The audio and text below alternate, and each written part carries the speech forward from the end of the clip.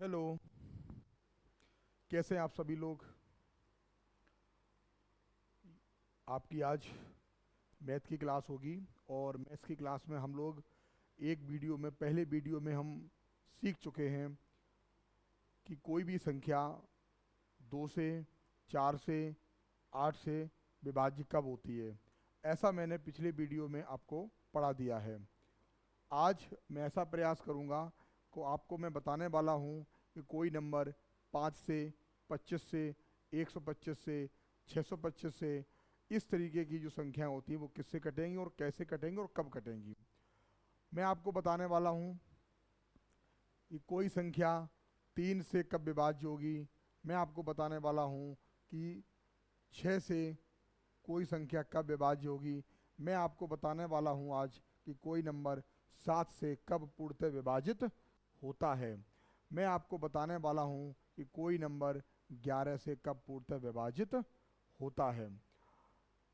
मैं आपको बताने वाला हूं कि कोई नंबर 29 से कब विभाजित होगा। मैं आपको बताने वाला हूं कोई नंबर 31 से कब विभाजित होने वाला है। मैं आपको बताने वाला हूं कि कोई नंबर 59 से कब विभाजित होने वाला है। इस तरीके कई सारे नियम आप सीखेंगे। मैं आपको ये भी बताऊंगा कि कोई नंबर 72 से कब विभाजित होगा। मैं आपको ये भी बताऊंगा कोई नंबर 88 से पूर्णतः कब विभाजित होगा। ठीक है। मैं आपको बताने वाला हूँ कोई नंबर 44 से कब पूर्णतः विभाजित होगा। ठीक है ना। इस तरीके से कई सारे आपको जो है चीज़ें आपको मिलेंगी।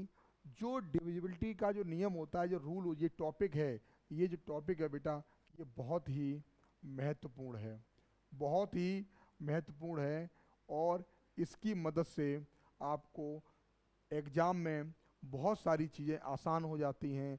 जब हम एलसीएम और एचसीएफ पढ़ते हैं, जब हम एचसीएफ और एलसीएम पढ़ते हैं, तब हम इसका भी यूज करते हैं और हम देख लेते हैं डिविजिबिलिटी का रूल लगाकर कि नंबर कौन सा किससे कटेगा, तो हमें वहाँ भी आसानी होती है।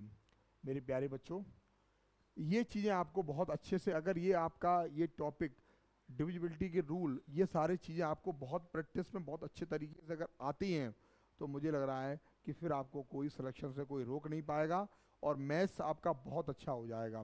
मैंने आपको शुरू में बोला है कि जो बच्चे मैथ्स वास्तव में पढ़ना चाहते हैं वो कम से कम 50 तक पहाड़े याद करें, 50 तक पहाड़े याद करें। और अगर हम स्क्वायर की बात करें तो आप कम से कम, मुझे ऐसा लग रहा है कि 50 तक ही संख्याओं के वर्ग आपको याद होने चाहिए। अगर मैं क्यूब की का बात करूं तो आपको मिनिमम आपको 30 तक की संख्याओं के घन याद होने चाहिए। ठीक है ना। अगर ये सब आपके पास इतना चीज़ें नहीं है तो कैलकुलेशन आपकी फिर अच्छी नहीं होगी और फिर आपको समस्याएं आपको क्वेश्चंस में आएंगी। ठीक है ना। और बात ये होती है कि कोई भी क्वेश्चन आप सॉल्व करते हो और एक एवरेज बच्चा सॉल्व करता है, वो कैलकुलेशन फास्ट करके आप प्रत्येक क्वेश्चन में 10 सेकंड बचाता है और आप 10 सेकंड ज़्यादा लगाते हैं, और धीरे धीरे क्या होता है कि वो क्वेश्चंस ज़्यादा अटेम्प्ट कर लेता है और आप उतने ही क्वेश्चन कम अटेम्प्ट कर पाते हैं और आपका सिलेक्शन जो है होते होते रह जाता है। फिर आप 1 नंबर, 2 नंबर या 3 नंबर से आप फेल हो जाते हैं।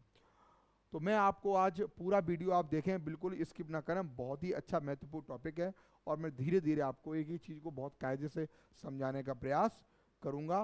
तो आप देखिए, मेरे साथ जुड़े रहिएगा। मैं पहले तो कुछ चीज़ें आसान हैं तो मैं पहले आसान आपको सिखाने का प्रयास करूंगा और फिर जो जहाँ पे जो समस्या होगी मैं आपको पूरा जो तरीके से आपको बताऊंगा।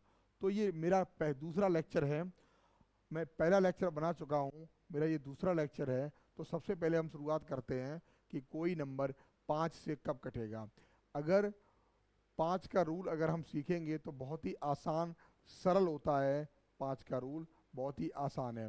क्या होता है कि यदि किसी संख्या का डिजिट, अगर किसी संख्या का यूनिट डिजिट या तो 0 हो या 5 हो, यदि किसी संख्या का इकाई का अंक क्या है, किसी संख्या का इकाई का अंक या तो 0 हो और या 5 हो, वो संख्या पूर्णतः 5 से कटेगी। जैसे मैं एग्जाम्पल लिए ले रहा हूँ, कोई भी संख्या आपकी अगर ये होती है 103 और डबल जीरो है, तो ये संख्या क्या है? हमें केवल ये देखना है कि आपका इकाई के अंक में क्या है। इकाई के अंक में शून्य है, तो निश्चित तौर पे ये संख्या आपकी 5 से कटेगी। मैं दूसरा एग्जाम्पल लूँ आपको, जैसे मैं कहूँ 625 75, तो ये भी संख्या क्या होगी? ये चूंकि इकाई में क्या है? 5 है, तो ये भी संख्या जो 5 से पूर्णतः विभाजित होगी। आपने क्या सीखा? बहुत छोटा सा पॉइंट मैंने आपको बताया है कि कोई भी नंबर 5 से कब कटता है, या कोई भी नंबर 5 से पूर्णतः डिविजिबल कब होता है? जब जब यूनिट डिजिट या तो 0 हो, या उस संख्या का यूनिट डिजिट या तो 0 हो या 5 हो। इन दोनों में कोई भी अंक अगर होता है तो वो पूरी संख्या 5 से पूर्णतः विभाजित होगी, ये निश्चित है। ठीक है ना? तो ये 5 का रूल हो गया। अब मैं बात करता हूँ कि कोई संख्या 25 से कब कटती है। 25 का रूल क्या है? 25 का रूल क्या है? देखो 25 में क्या है कि आपको बाद के दो अंक, बाद के दो अंक, बाद के दो अंक कैसे होने चाहिए? बाद के दो अंक डबल जीरो होने चाहिए, बाद के दो अंक में 25 होने चाहिए, बाद के दो अंक 50 होने चाहिए, 75 होने चाहिए, इस तरीके की। यानी यदि किसी संख्या में बाद में इकाई और दहाई का अंक यदि इन चारों में से कोई एक है, तो वो संख्या निश्चित तौर पर 25 से कटेगी, ये तय है। आप कोई भी नंबर ले लो, कोई भी नंबर ले लो। अगर मैं लेता हूँ मान लीजिए ये मैं नंबर लेता हूँ, और मुझे ये चेक करना है क्या ये नंबर 25 से पूर्णतः कटेगा, तो बिल्कुल सही बात है, क्योंकि हम क्या करेंगे? हम इसमें 50 में देखेंगे कि अगर इसमें इन चारों में से कोई एक संख्या अगर हमारी लास्ट में है, इसका मतलब क्या हुआ? ये जो डिजिट हैं, ये जो हैं वो इकाई और दहाई, यानी इकाई अंक और दहाई अंक पे ये दोनों अंक हों, यानी दोनों जो है ये इकाई हो गया और ये दहाई हो गया। यानी बाद के दोनों अंक कैसे होने चाहिए? या तो डबल जीरो होने चाहिए, या 25 होना चाहिए, या 50 होना चाहिए, या 75 होना चाहिए। अगर ये चारों अंक हैं तो वो नंबर निश्चित तौर पे आपका किससे कटेगा? वो आपका नंबर 25 से पूर्णतः कटेगा। ठीक है, मुझे उम्मीद है कि आपको ये दोनों चीज़ें समझ में आ गई होंगी। अब बात करते हैं तीसरी चीज़, अब तीसरी में क्या है जरा देखिएगा। तीसरी में क्या है? तीसरी में देखेंगे रूल ऑफ 125। अब देखो 125 क्या है, मैं थोड़ा आपको बता दूं। अगर 5 की पावर 1 है तो आप एक अंक देखते हैं बाद का, और 5 की पावर 2 है यानी कि 25, तो क्या करेंगे? आप दो अंक चेक करेंगे। और 5 की पावर अगर 3 है तो क्या करेंगे? 125 होता है, यानी कि 3 अंक क्या करेंगे? आप क्या करेंगे? 3 अंक आप जो है चेक करेंगे, बाद के 3 अंक चेक करेंगे।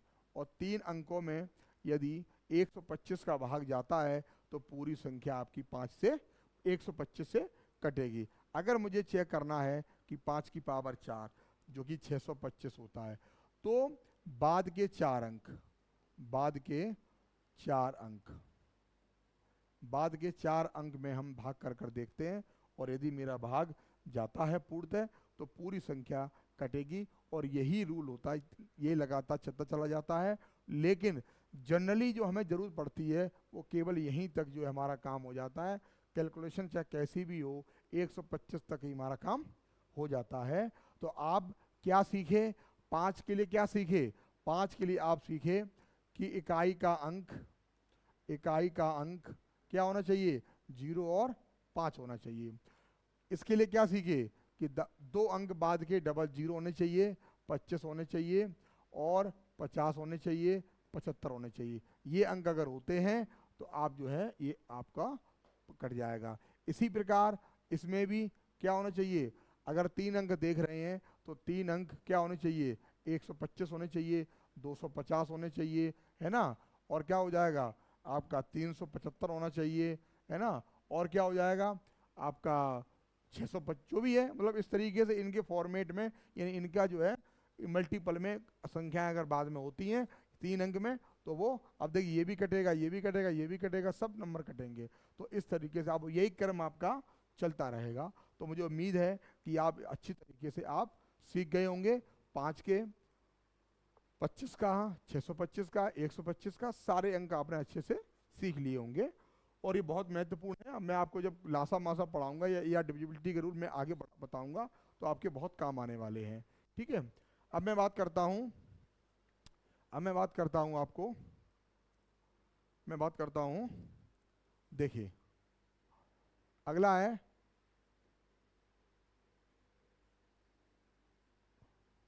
3 का रूल। क्या होता है 3 का रूल? आपने जनरली सुना होगा कि यदि 3 का रूल क्या होता है, यदि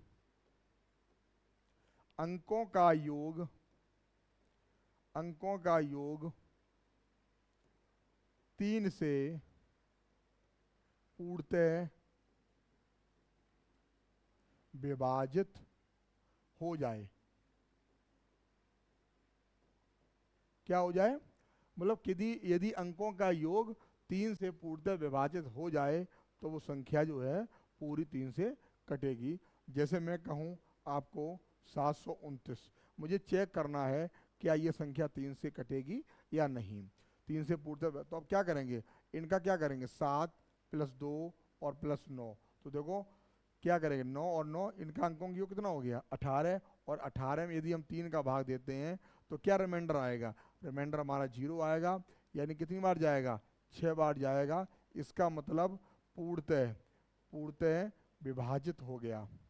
क्या हो गया, पूर्णतः विभाजित हो गया। जब पूर्णतः विभाजित हो जाएगा तो इसका मतलब अगर हम चेक कर, अब हमें पूरे नंबर में भाग देने की कोई भी आवश्यकता नहीं है कि मुझे क्या इसमें भाग। अब अगर इसके अंकों के योग में अगर 3 का भाग चला गया तो पूरी संख्या जो आपकी 3 से कट जाएगी। ऐसा जो है हमने आपको बताया। अब इसके पीछे कई चीज़ें होती हैं। अगर आप थोड़ा इसको बेस और चीज़ें सीखेंगे ऐसा क्यों होता है, अगर क्यों वाली बात करेंगे तो मैं आपको बता दूं कि ऐसा क्यों होता है। देखो मान लो अगर आपके मन में ये आया कि आखिर ऐसा क्यों होता है, क्योंकि मुझे ये सिखाने की ज़रूरत होती है कि मैं अगर मान लो कि अगर मैं 3 अंकों की संख्या लेता हूँ, 3 अंकों की संख्या मैंने ली और पहली संख्या हमारी है 1000 D + 100 C + 10 B + A। ये हमने 4 अंकों की संख्या ली और मुझे इसमें क्या चेक करना है, मुझे इसमें ये चेक करना है कि ये संख्या 3 से पूर्णतः विभाजित है या नहीं। मान ली कोई भी संख्या 4 अंकों की हो सकती है। यहाँ D का मान मान लो 2 है, C का मान कुछ है, B का मान A है, इसका मान कुछ है, तो कुछ नंबर बन जाएगा 4 अंकों का, और कुछ नंबर बन जाएगा तो मुझे 3 से चेक करना है। तो कैसे करेंगे, देखो बहुत ध्यान समझना। इसको अगर हम ये कर देते हैं 999 D और प्लस का क्या बचेगा, प्लस का क्या बचेगा, प्लस का आपका D बचेगा। भाई 999 D और प्लस का क्या हो जाएगा आपका D। इसी प्रकार 99 C और प्लस का C, इसी प्रकार 9 B और प्लस का B और प्लस का A। अच्छा बताइए, चलिए अब आप क्या करेंगे, 3 से भाग दे रहे होंगे तो 3 से संख्या ये कट जाएगी। बताइए क्या मैं सही आपको समझा रहा हूँ, 3 से संख्या ये भी कट जाएगी। बताइए क्या संख्या ये भी 3 से कट जाएगी। बताइए अब क्या जो जो रह गया है, बताइए क्या रह गया, एक D बचा है, एक C बचा है, एक B बचा है और क्या बचा है, A बचा है। अगर इसमें भी भाग चला जाए, अगर इसमें भी भाग चला जाए क्या, यानी D + C और प्लस B और प्लस का A और बटे 3। अगर जो बच गए हैं, अगर इसमें भी 3 का अगर भाग चला जाए तो पूरी संख्या हमारी 3 से पूर्णतः विभाजित हो जाएगी। आपको कुछ समझ में आया मैंने क्या समझाने वाला हूँ। जैसे मैं अगर इस नंबर को मैं अगर ये लेता हूँ, मैं अगर लेता हूँ आपका यहाँ 3 लेता हूँ, क्या लेता हूँ 3। तो अब बताइए मान लीजिए यहाँ पर क्या बचेगा, यहाँ पर ये बचेगा केवल 3। भाई 99 D तो आ गया, यहाँ कितना बचेगा, यहाँ 3 बचेगा, यहाँ 7 बचेगा, यहाँ 2 बचेगा, यहाँ 9 बचेगा, अंक बचेंगे ये, बाकी तो भाग चला ही गया।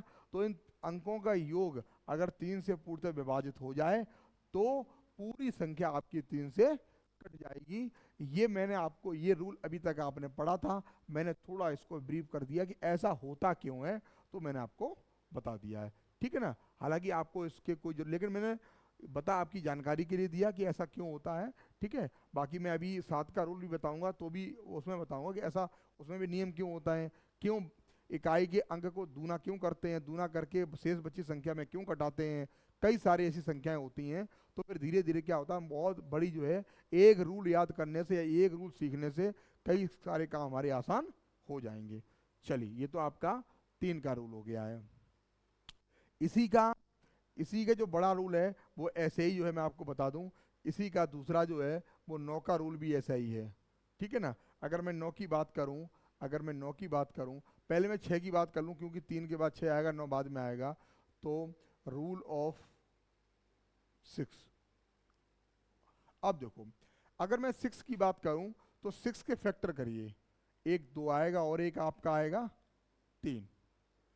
तो इससे आप क्या समझे कि जो नंबर यानी कि जो संख्या 2 से एवं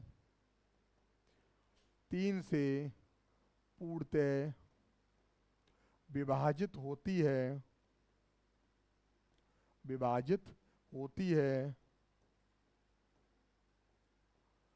वह नंबर, वह संख्या 6 से भी पूर्णतः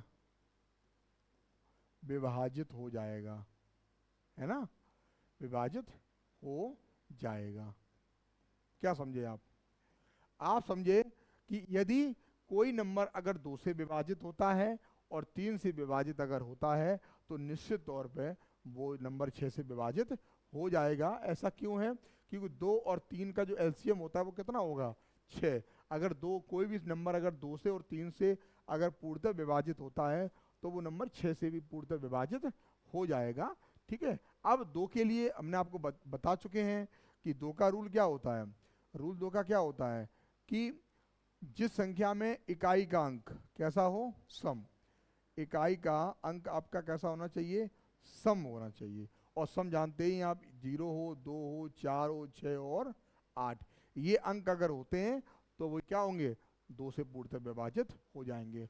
और 3 वाला तो मैंने रूल अभी पढ़ा ही है, इससे पहले मैंने क्या बताया, 3 वाला रूल आपको पता ही है, क्या है कि अंकों का योग 3 से कट जाए, अंकों का योग 3 से पूर्णतः विभाजित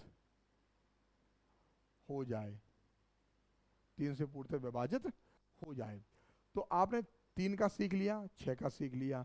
6 में कुछ है ही नहीं, जो नंबर 2 से कटेगा और 3 से कटेगा वो 6 से भी कट जाएगा। तो आप बहुत फुर्ती से आप चेक कर लेते हैं।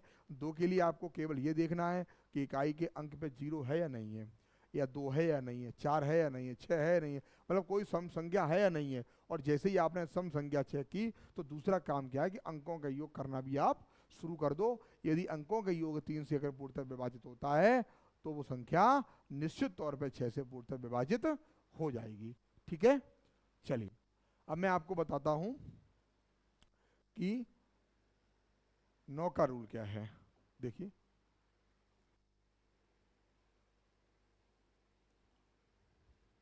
रूल ऑफ 9 का रूल है, क्या है आप देखिए।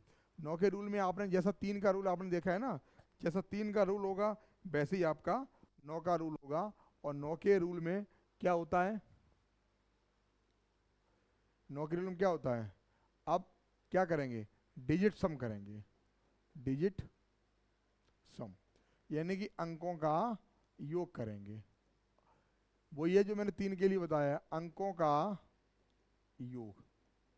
और अंकों का योग अगर 9 से पूर्णतः विभाजित होता है, इसका मतलब रिमाइंडर अगर 0 आता है तो पूरा पूरा नंबर आपका 9 से कट जाएगा। कोई भी नंबर हो, अगर अंकों का योग है ना, अंकों का योग, सम ऑफ नंबर्स क्या है, सम ऑफ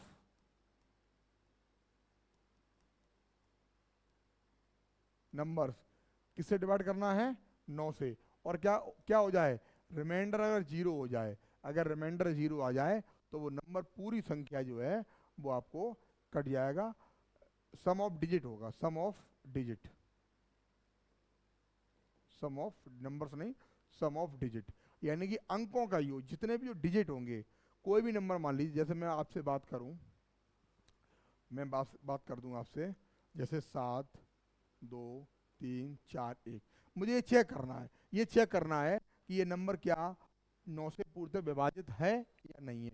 तो क्या करेंगे, हम करेंगे 7 + 2 + 3 + 4 और प्लस का 1, 4 1 5, 5 3 8, 8 2 11, 8 2 10 और 7 17, इसके अंकों का योग 17 है, जो कि 9 से नहीं कटेगा, तो ये नंबर आपका नहीं कटेगा।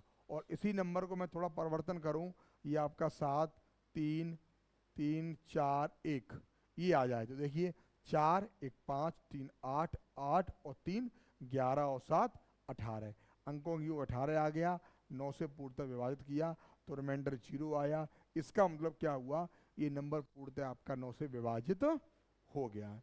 ठीक है, कोई डाउट तो नहीं है?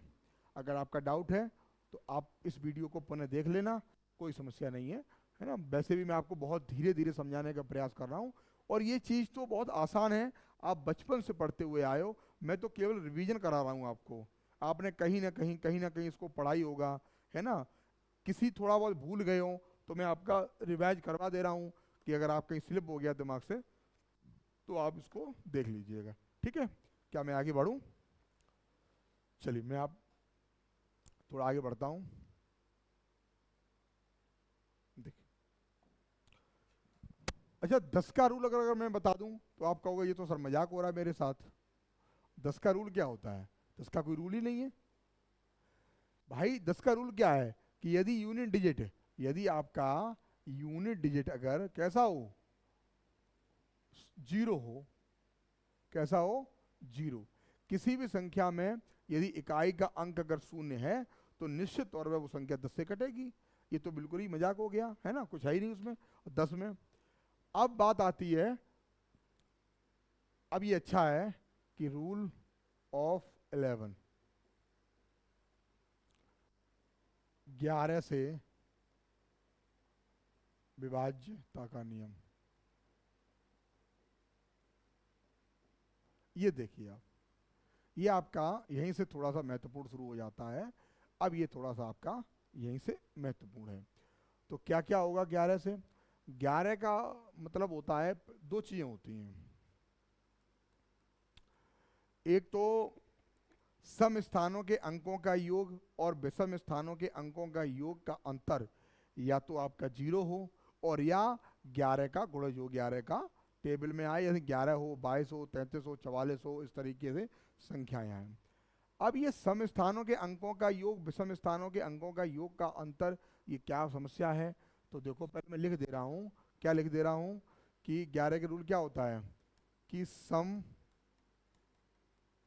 स्थानों के अंकों का योग, अंकों का योग एवं विषम स्थानों के अंकों का योग का अंतर, क्या है?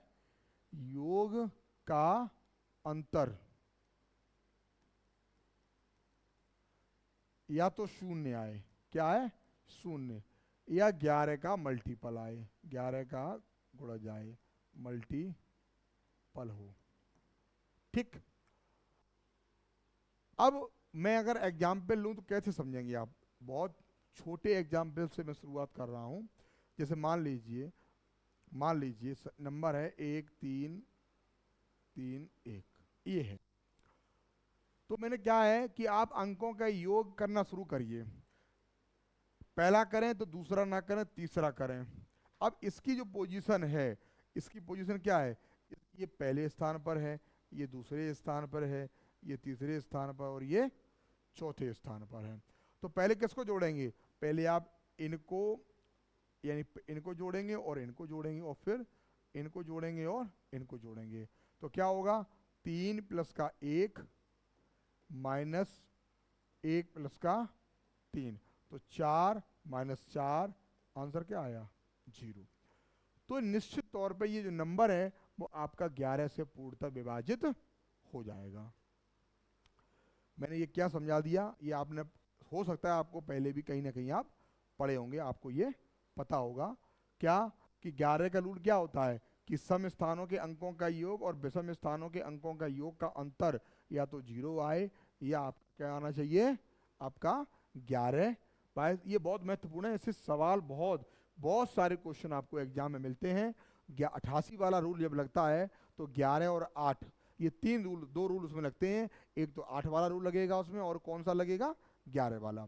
तो आप ध्यान रखें ये रूल आपको बहुत अच्छे से सीखना है। 11 वाला रूल आपका बहुत महत्वपूर्ण होता है, आपको बहुत अच्छे से सीखना है।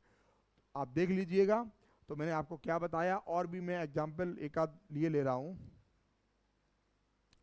कुछ एग्जाम्पल मैं हो सकता है लिख के लाया हूँ, तो मैं देख ले रहा हूँ। एग्जाम्पल ऐसी बात ही नहीं है कि ना हो, मैं कहीं ना कहीं लिख लेता हूँ एग्जाम्पल, अगर कहीं देने की जब बात आती है। तो अभी तो यहाँ नहीं दिख रहे हैं मुझे, तो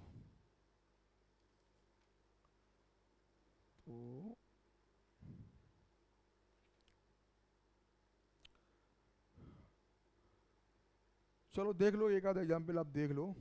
और जैसे मैं एक एग्जाम्पल लूँ, क्या हो जाएगा? 3 2 4 6 3 2, ये आपको चेक करना है।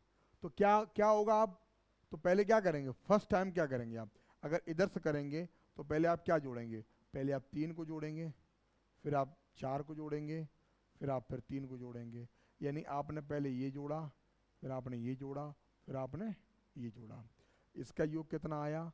4 3 7 और 3 10। अब बचा हुआ क्या है उसको देख लीजिए आप, क्या बचा है आपका, ये बचा है, ये बचा है और ये बचा है। तो क्या बचा है? 2 6 प्लस 2 कितना हो गया? 10। अब 10 में से 10 आप घटाएंगे तो क्या आएगा? 0। इसका मतलब ये जो नंबर है, ये जो संख्या है वो 11 से पूर्णतः विभाजित होगी। मैं एक बार आपको करके भी दिखा दे रहा हूँ, क्या ये रूल सही है या गलत है। 324 632। अब 11 का भाग दीजिए, देखिए 11 दूनी 22, कितने बचे? 10। जब 10 बचे तो 104, 11 निम 99, कितने बचे? 5, कितने हो गए? 56, 11 पंचे 55, कितना बचा? 1, कितना बचा आपका? 1। 11 एकन, 11 एकन कितना हो? 11 एकन 11, ठीक है। कितने बचे? 2, और 11 दूनी 22। ये पूरा पूरा नंबर आ गया, और रिमाइंडर कितना आ गया आपका? 0। यहां से भी आपने चेक कर लिया है, और मैंने आपको प्रूफ करके भी दिखा दिया है कि 11 का रूल आपने कैसे लगा दिया है, ठीक है ना। तो इस तरीके से काम करेंगे। मैं इस 11 को रूल को दोबारा आगे फिर बताऊंगा। 11 का हुआ, 101 का हुआ, है ना। मैं आपको ये वाला रूल सिखाने का प्रयास करूंगा, 10 की पावर n माइनस 1। ये क्या होता है? जब n का मान आप 1 रखेंगे तो यहाँ क्या आएगा? 9 आएगा। जब n का मान 2 रखेंगे तो ये 99 वाला होता है। और एक आता है आपका प्लस वाला, कौन सा आता है? प्लस वाला। जो प्लस वाला होता है यानी 10 की पावर n प्लस का 1, ये क्या हो जाएगा? n का मान 1 रखिए तो क्या आएगा? 11। 2 रखेंगे तो क्या आ जाएगा आपका? 101, है ना। 3 रखेंगे तो क्या आएगा? 1001। बहुत सारे ऐसे रूल होंगे, वो आगे मैं आपको इसको बताऊंगा। तो मुझे उम्मीद है कि 11 का रूल आपको बहुत समझ में अच्छे से आया होगा, ठीक है। चलिए मैं इसको साफ कर दूं।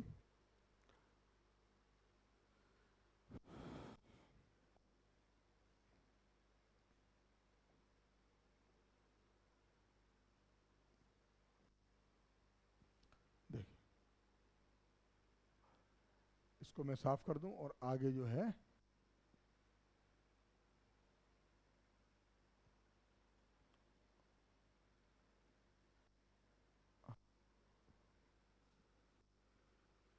ठीक। देखिए अब कोई आपसे पूछे कि 12 का रूल क्या है, तो 12 में क्या है, जो संख्या 4 से कटेगी और क्या कटेगी, 3 से कटेगी। जो संख्या 4 से डिवाइड होगी और 3 से डिवाइड होगी वो संख्या 12 से भी डिवाइड होगी। और 4 वाला रूल हमने आपको बता ही दिया है कि बाद के 2 अंकों में केवल 4 का भाग करके देखेंगे, और 3 वाला भी बता दिया है। तो इस तरीके से आपको कई ऐसी चीज़ें होती हैं जो आपको धीरे धीरे सीखनी है। और मैं सीधा आपको अब ले चल रहा हूँ जो मेन में चीज़ें हैं 7 वाले रूल को, यानी कि बहुत ही अच्छी चीज़ मैं आपको बताने जा रहा हूँ और उसमें आप सीखेंगे और वो ज़रूरी है। मैं आपको आज कुछ नई चीज़ बताना जा रहा हूँ। तो सबसे पहले उससे पहले आप जरा सीखें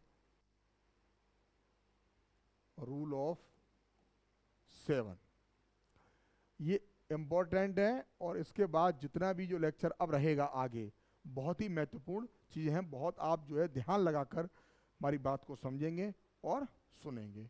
ठीक है, देखिए वही मैंने बात आपसे करूं कि नंबर में ले लूं 4 अंकों का, 1 2 3, और ये पहला नंबर हो गया आपका, ये दूसरा नंबर हो गया, और ये आपका हो गया सेकंड, और ये आपका हो गया ये।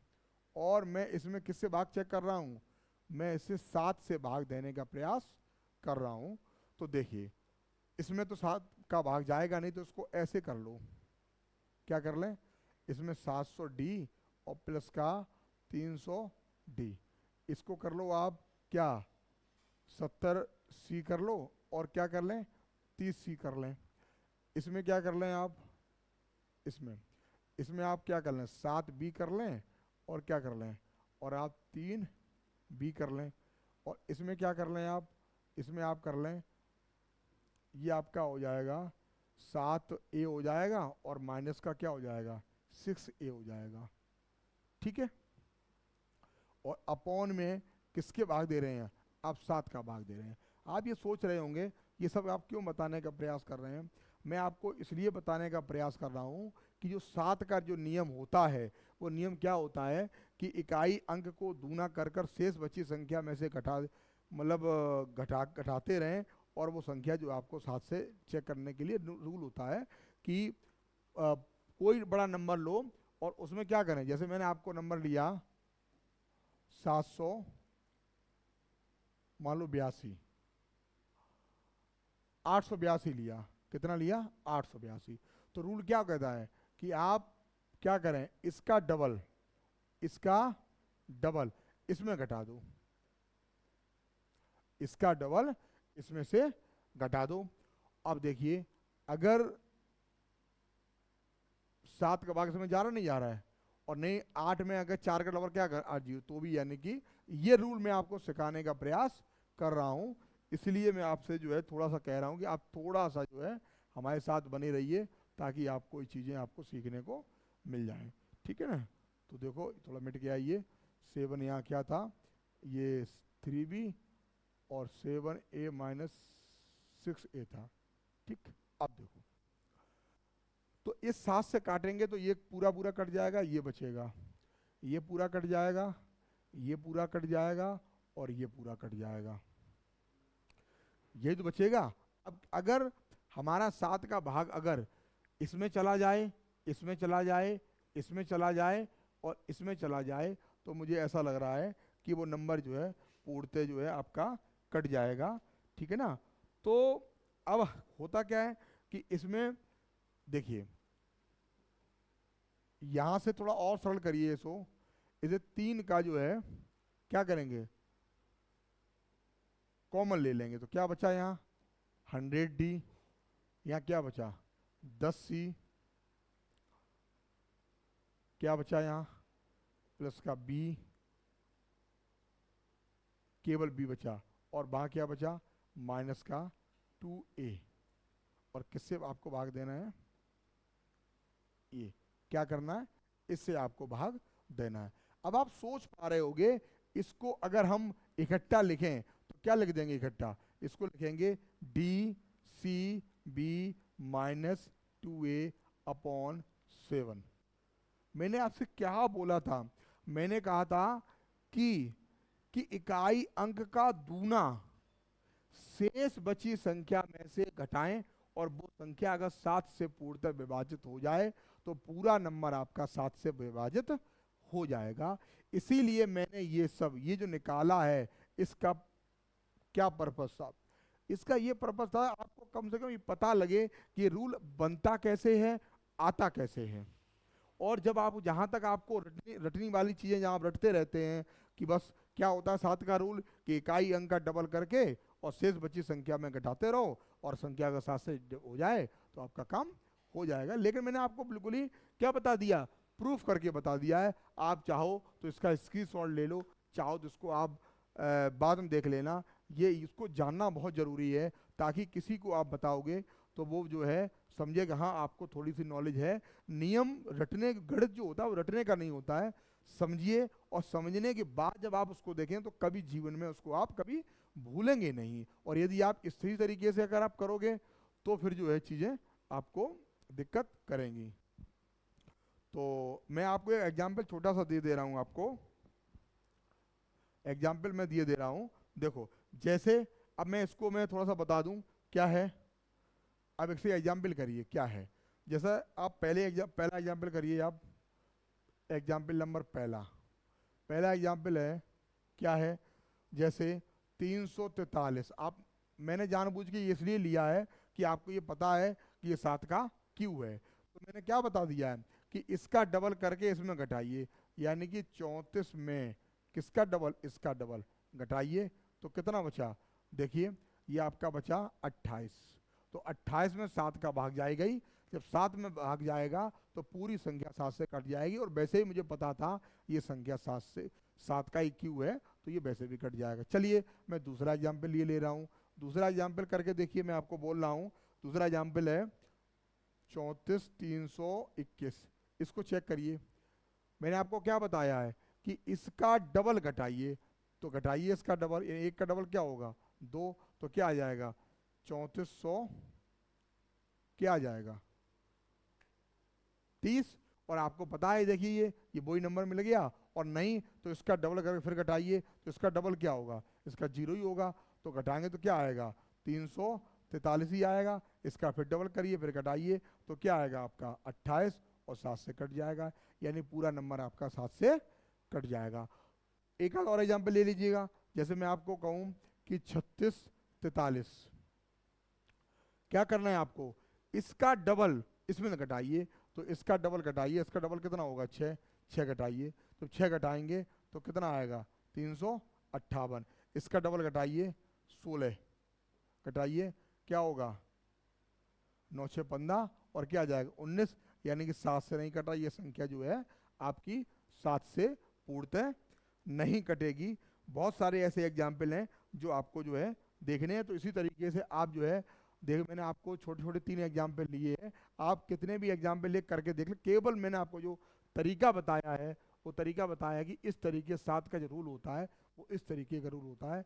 मैं चाहता हूँ कि आज का वीडियो इतना ही रहे। आज आपने काफ़ी सीख लिया है और मैं कल क्या बताने वाला हूँ जरा कल की भी चर्चा हम कर लेते हैं कि अगले वीडियो में आपको क्या मिलने वाला है। आपके अगले वीडियो में आपको मिलने वाला है, रूल होता है ऑस्कुलेट, सीड नंबर, या मैं आपसे कहूं एकाधिका। अगले वीडियो में यानी कि लेक्चर नंबर 3 में आपको ये मिलने वाला है। इसमें क्या है कि कोई नंबर 31 से कब कटेगा, कोई नंबर 29 से कब कटेगा, कोई नंबर 39 से कब कटेगा, कोई नंबर 13 से कब कटेगा, 49 से कब कटेगा, 59 से कब कटेगा। यहाँ अगर मैं बात करूँ तो 41 से कब कटेगा, 51 से कब कटेगा, 71 से कब कटेगा, है ना। और मैं बात करूँ अगर तो 91 से कब कटेगा। मैं और थोड़ा बात कर लूँगा आपसे तो 72 से कब कटेगा, 44 से कब कटेगा, है ना। और मैं बात करूँ 88 से कब कटेगा, है ना। बहुत सारे ऐसे आपको मिलेंगे। तो जो अगला जो वीडियो होगा वो सीधा हम लोग यहीं से शुरू करते हैं कि ऑस्कुलेट नंबर और एकाधिका क्या होता है वो आपको बताऊंगा, ठीक है ना। और वो आपने अगर अच्छे से सीख लिया है फिर कभी भी आपको कभी भी किसी भी समय आपको डिविजिबिलिटी की कोई भी समस्या आपके सामने नहीं आएगी। तो आप बिल्कुल पढ़ते रहिए।